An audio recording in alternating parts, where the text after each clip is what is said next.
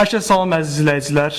Ağda Məktəbi Azərbaycan tarixi barəsindəki podkastına xoş gəlibsiniz.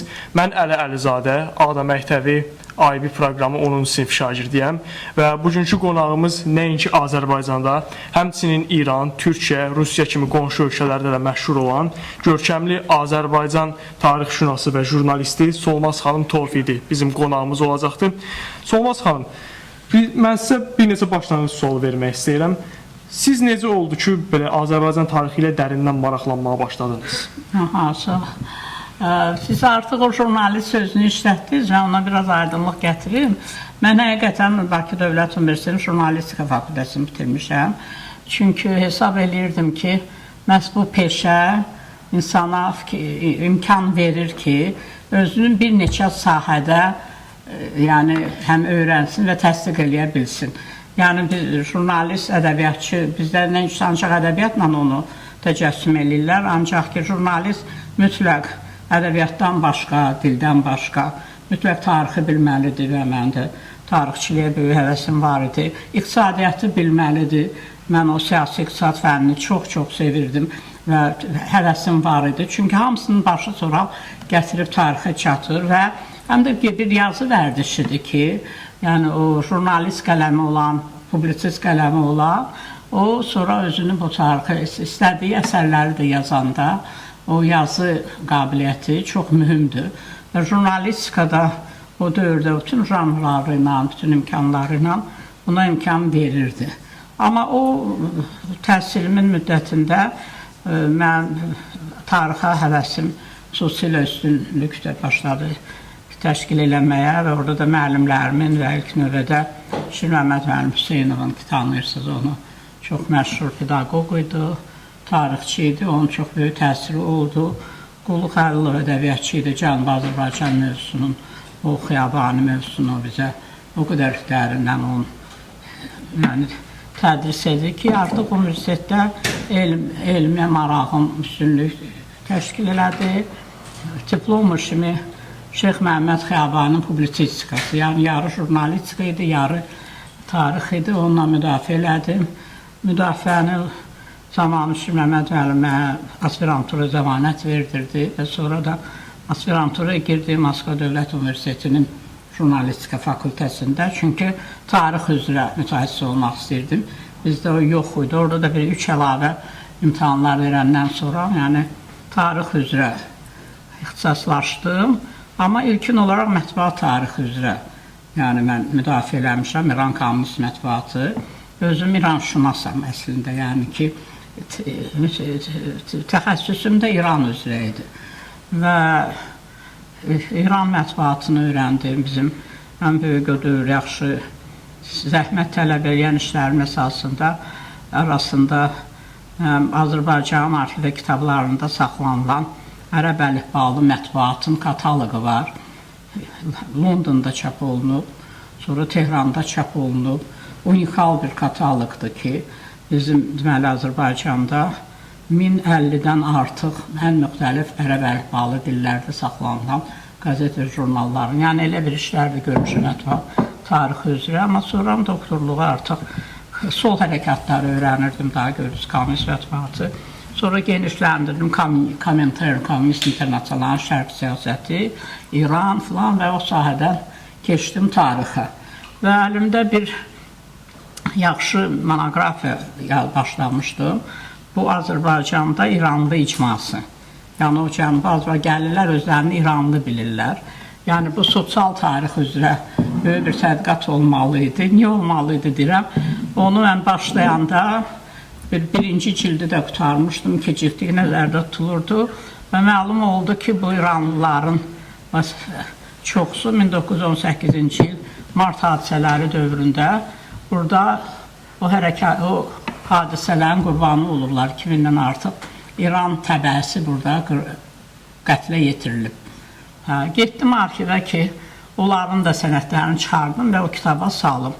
Və yəni bir təsadüfən gəlmişəm mən indiki bu mövzulara, çünki İran idi, İran üzrə tanınmışdım.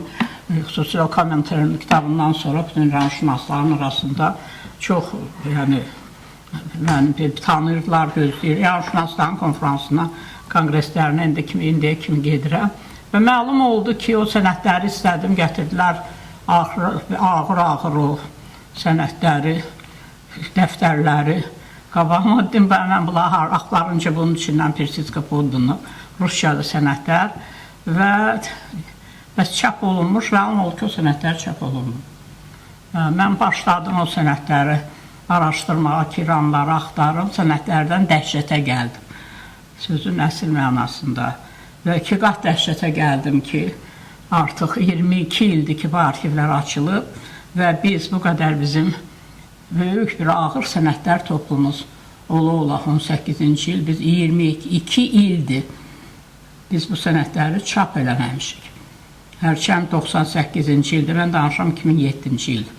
98-ci ildə bilirsiniz ki, mərhum Prezident Heydər Əliyev soyqırım, Azərbaycanın soyqırımı sərəncamı vermişdi, əlimizdə sənəd var idi və biz də belə sərfiyyatı, bax, onda başladım İranları axtara, birinci o Bakı materialını çıxartdım, başladım, onda Zerkli qəzeti çıxırdı, hər şənbə nömrəsində o materiallarına aid məqalələr və materiallar dərc eləməyə.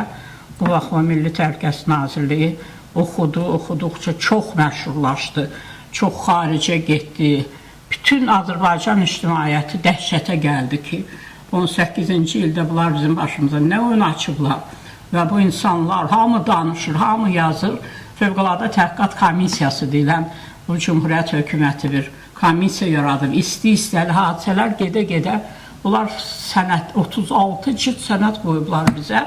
Biz də belə cinayətkarcasına bu sənədlərə belə bir-iki dənə doklad çap vərəqi başa düşürdüm. Niyə? Çünki orada 40-dan çox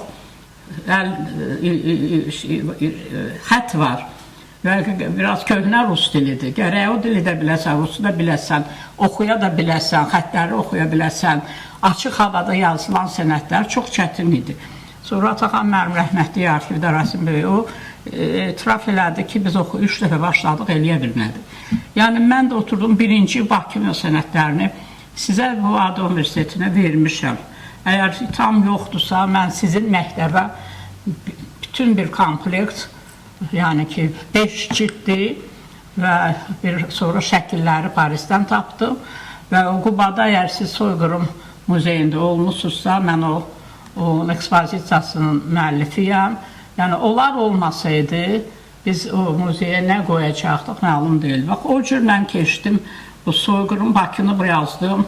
Biraz orada, bəziləri ki, adı da Pogrom sənədlərdir, Pogrom adından gedir. Burada biraz bəzi adamlar etiraz elədilər, yox, niyə soyqırım qoyub adını sənədlərin özündə yerinə gedirsə, sənəd çapı gərək onu desin.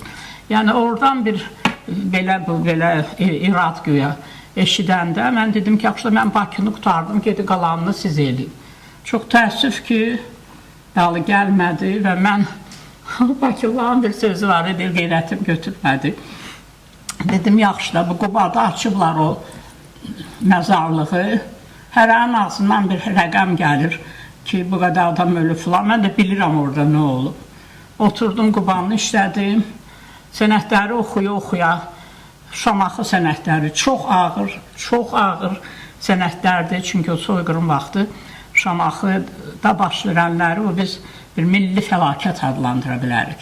Şəhər başdan başa, indi şəkillər görəcəksiniz, yox edilib, sonra dedim, onların ruhu mənə bağışlamaz. 2 cilt rəsmin səhifə, 8-9 səhifə Şamaxı sənədləridir. Sonra bilirdim ki, şəkillər var, şəkillər çəkilib. Axtarırdıq, burada yoxdur şəkillər. 5 il onu axtarandan sonra şəkillər Fransada Əlimərdan bəy Topçubaşının arxivindən çıxdı, tapdıq, gətirdik. Muzey o şəkillərlə əsasında qalıb və bu yaxınlarda da keçən il o seriyadan Qarabağ və Zəngəzuru sənədlər 5-ci kitabı buraxdım və sonuncu da hazırdır bu. Deməli, Göyçay, Ərəş və Cavad qəzaları üzrə. Yəni ki, bu digər işlər imkan vermir ki, bunu bir iş görəsən. Onun gedişində bu Cümhuriyyət sənədlərini, bu Cümhuriyyətə gətirən yoldur. Bax bu, indi mən danışacağım bu hadisələr və onun fonunda bunu yazırsa, erməni məsələsi çıxır, Cümhuriyyət tarixi çıxır, İranşünas olduğum üçün Cümhuriyyətimizin Azərbaycan adına qarşı İranda belə bir kampaniya olub. O sənədlər ortaya çıxdı. Mən o kitabımı gətirmişəm. Hesab eləyirdim ki, burada uşaqlar, tələbələr çox olacaq və ən yaxşı sual üçün mən həmişə o kitablarımı priz verirəm. İndi sizlərə verərik, yox sizə qoyarıq. Yəni o kitabları yazdıq və indi də çox digər əsərlərim var, həm monoqrafiya. Bu, hər kitab bu, Bakı, Quba, Şamaxı, Qarabağ, Təngəzur, hər bölgə üzrə də mən o sənədlər toplusuna rəsmə bir monoqrafiya yazmışam. Yəni, kitabın içində ayrıca bütün o hadisələri təhlil edən monoqrafiyası var. Şamaxı o qədər böyük idi ki, o Moskvada ayrıca bir monoqrafiya çıxdı. Yəni ki, bax, belə bu insan seçimini özü hesab edir ki, özü eləyir. Amma mən sizə deyim ki, bir həyat yolu da var ki, səni gətirir, o yola salır və bu yolu gedirsən, sonra məlum olur ki, bu Cümhuriyyət tarixi bizim ömrümüzün, dövlətçiliyimizin, xalqımızın ən bir müqəddəs, ən bir işıqlı bir tərəfidir və ona içinə girdikcə, varid olduqca, bu insanları Topçubaşı oxuduqca və Rəsulzadəni oxuduqca, tanıdıqca, bunların, insanların əməllərini gördükcə sən girirsən, sən də bir Azərbaycanlı kimi, bir vətəndaş kimi daxilində bilirsiniz, bir həyatın mənası yaranır ki, nümunə yaranır. Mən o gənclərə həmişə onu deyirəm ki, tarixi oxuyun, o qədər özünüzə bir motivasiya tapacaqsınız ki, mən niyə yaşayıram, mən niyə nəsə eləməliyəm. Yəni, bunu bizə bu tarix verir və bizim çox şərəfli bir tariximiz var. O tarix bizim ilk müstəqil milli dövlətçiliyimiz tarixidir ki, adına Cümhuriyyət Azərbaycan Cümhuriyyəti deyiblər və mən də istərdim sizə o Cümhuriyyətə gələn yolun kiçik bir, necə deyək, o yolu bir yerdə, o mərhələlər keçək bu. Buradan yandırım həz.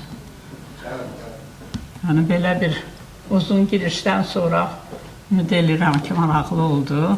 Əlbəttə maraqlıydı. Yəni, sualları sonra verək. Deməli, bu bizim dövlətçiliyə gedən yol, bunu müxtəlif cür çətin yol demək olar, hər cür demək olar ki, şərəfli yol demək olar. Amma gəlin baxaq ki, bu Cümhuriyyətə bizim gedən yolumuz bir qayda olaraq mən xanlıqlar dövrü ilə başlayıram. Ne üçün biz konseptual bir yanaşmamız odur ki, bu yolumuzun əvvəli qoyulub xanlıqlar dövründə. O vaxt ki, siz bilirsiniz ki, bütün qədim orta əsrlər tariximiz, İran tarixi ilə bizim müştərək bir tariximiz var, bir Azərbaycan tarixi olmaqla. Amma məhz bax bu Azərbaycan cənub, şimal, yəni ərazinin o tay bu tayında o xanlıqlar yaranmaqla, deməli, bizdə bu Azərbaycan torpaqlarının və bilavasitə Azərbaycan xalqının müəyyən bir sərhədlər hüdudunda onun görürsünüz ki, nə qədər o xanlıqlar, o sərhədlər hüdudunda onların formalaşması baş verir. Və o xanlıqların ki, yarı feodal xanlıqlar idi, amma yarı bir dövlət, müstəqil bir dövlət kimi mövcud idilər. Və o çox mühümdür ki, yəni o dövlətçiliyə gələn yol idi. O xanlıqlar dövründə çox ağır bir tarixi var. Amma biz tarixi gediş görsəlir ki, əgər müdaxilə olmasaydı, bu tarix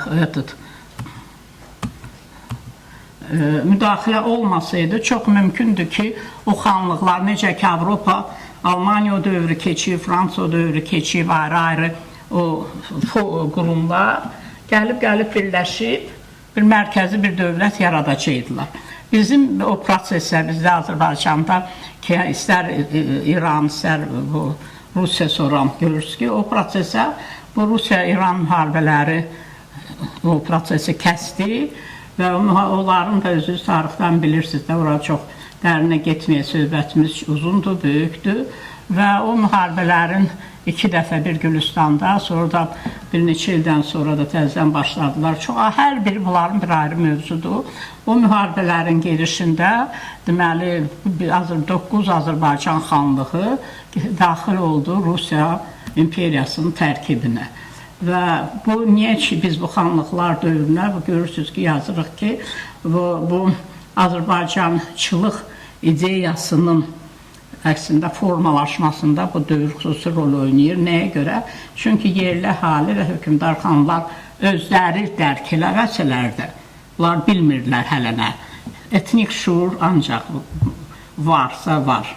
Amma Azərbaycanın dövlət ənənələrinin əsası hesab edilir ki, elə bu xanlıqlar dövründə qurulur. Və Rus imperiyasına daxil olmaqla, bax bu bizim Azərbaycan bu tərəf, Arazın bu tərəfində çox tamamilə yeni bir həyat başlayır. İstər Rus imperiyası üçün, istər bizim üçün. Rus imperiyası üçün yeni torpaqlar, yeni əhali, bunları öyrənməlidir filan. Və Rus imperiyası bu zaman deməli, öz bu təzə təbəələrinə ən maraqlı məqam budur, bu ayrı bir mövzudur. Baxmayaraq ki, İranda onlar özlərinə türk deyirdi, Azərbaycanlı deyirdi. Bu taya keçəndən sonra bu Rusiyalılar bizə hər nə deyirlər türkdən başqa. Aziyat deyirlər, Tatar deyirlər, kafir deyirlər, inazemci deyirlər, Asiyalı deyirlər, sonra gəlir Tatarlar. Bunlar üçün bütün Tatarlar, o Krım Tatarları ki tanıyırdılar, daha 300 illik Tatarlarla dövrləri var idi. Hesab edirdilər ki, bütün bu türklər, türk dillilər hamısı. Sonra bunlar da başa düşdülər ki, bu Azərbaycan Tatarları ayrıdır, türk Tatarları və sonra gəlir Qafqaz türkləri və nəhayət Azərbaycanlılar. Rusiyanın deməli fəsadlarından böyüyü oydu ki, o dövrdə bura böyük köçürmə siyasəti başlayır və xristian dövlətidir. Tamam qanunlar dəyişir, idarəçilik dəyişir və Azərbaycanlıların böyük bir hissəsi, yəni yerli müsəlman xalqları, bunlar miqrasiya edirlər Osmanlıya, İrana gedənlər çoxdur və bəzində də bunlar bizə xeyli İrandan və Türkiyədən biləsiniz ki, erməni əhalisi, xristian əhalisi gətirirlər ki, orada rəqəmlər də göstərilir və ən böyük bir fəsadı da budur ki, onlar İrəvan və Naxçıvan xanlıqlarının ki, o Türkmənçay 2-ci Rus müharibə dövründə bunları birləşdirib bir Erməniska oblast, erməni vilayəti deyilən bir qurum yaradırlar. Yəni, əslində bu saat ki, olan o iddia elədikləri torpaqlarda ilk o addımı Rus imperiyası atıb ki, bunlar üçün bir dövlətçilik yaratsın. Sonra düzdür, administrativ o idarəçilik cəmi 12 il mövcud olub. Sonra 40-cı ildən 1800 Rusiya bütün administrativ idarəçilik sistemi dəyişib, onu da ləğv eləyib, keçiblər quberniyalara. Amma bunların, deməli, qalıb da bunların beynində ki, bizim də dövlətimiz də var idi, yəni ki, ən belə ağır hadisələrdən biri odur ki, onlara fürsət verir ki, var desinlər ki, elə bizim var idi, Ruslar da gəldi, bizim üçün yaratdılar. Amma indi gəlin ki, bu Qafqazdakı bu idarəçilik nə gətirdi bu bizim xalqa və bizim bu oradakı topluma? Bunun biri odur ki, Ruslar başlarlar təbii mərkəzləşdirmə və eyniləşdirmə. Yəni təbəsən, Rus təbəsisən, elə mənim o bir təbələrim necə sən də ondan olmalısın. Yəni o milli hələ bir özünə xüsusiyyətdir ki, filanı bunlar başa düşürdülər ki, hələ dəyişmək çox tezdir. Amma o adları da niyə bizə elə adlar verirdilər, niyə türk demirdilər? Çünki həmişə etibarsızlıq eləyiblər bu bizim bu yerli xalqa. Çünki ya o tərəfi İran, bu tərəfi Osmanlı. Qorxu var idi ki, bu müsəlmanlara etibar inam yoxdur və o inamsızlıq ömrü boyu qalıb. Baxmayaraq ki, bu bizim vətəndaşlar ən etibarlı və təbəələr idilər. Ən sadiq, ən belə sakit və Burada bax bu adamın qraf Frantsov Mixail Sergeyeviç, mən istədim onu biraz Rusiya tabi bu cəmaat biraz tələbələr bilsinlər ki, o işğalın hər iki tərəfi olub. Bax bu adam bir Rus dövlət xadimidir. Bu çox mühüm bir rol oynayıb ki, başa düşüb ki, daha əhali yerli, yeni əhali gəlir. Onunla hakimiyyət arasında bir ünsiyyət yaratmağa. Çünki zülm başdan aşırdı. Xüsusilə o 2-ci müharibədən sonra Qarabağdakı bilirsiniz o 2-ci Rus-İran müharibəsində bu keçmiş Azərbaycan xanları çox maraqlı bir dövrdür. Özləri peşman olmuşlar ki, kim ki könüllü keçmişdi tərkibə, gördülər xanlıqlar ləğvə gedib. O 2-ci müharibəni biraz da bunlar özləri qızışdırıblar. O Abbas Mirzəni falan qaldırıblar və onun da əvvəl udublar, yarıya kimi də azad eləyiblər. Yəni peşman olmuşlar. Rusları qovmaq istəyirdilər. Amma orada Rus silahı qalib gəlib. Çünki niyə sonra bizimkiləri orada götürmürdülər? Gördülər necə vuruşurlar bunlar. Yəni hər şeyin bir kökü var. Və ondan sonra bu Rus, deməli bu çarizmi, yerli bu hakimiyyət divan tutub. Yəni divan tutub bütün o Azərbaycan o xanlar, bəylər, zadələr, nəsillərinə, sürgünlər, siyahi bizim arxivlərdə o məqamlar var. Və ona görə də xeyli uzun müddət etimad göstərməyiblər, əskər aparmayıblar.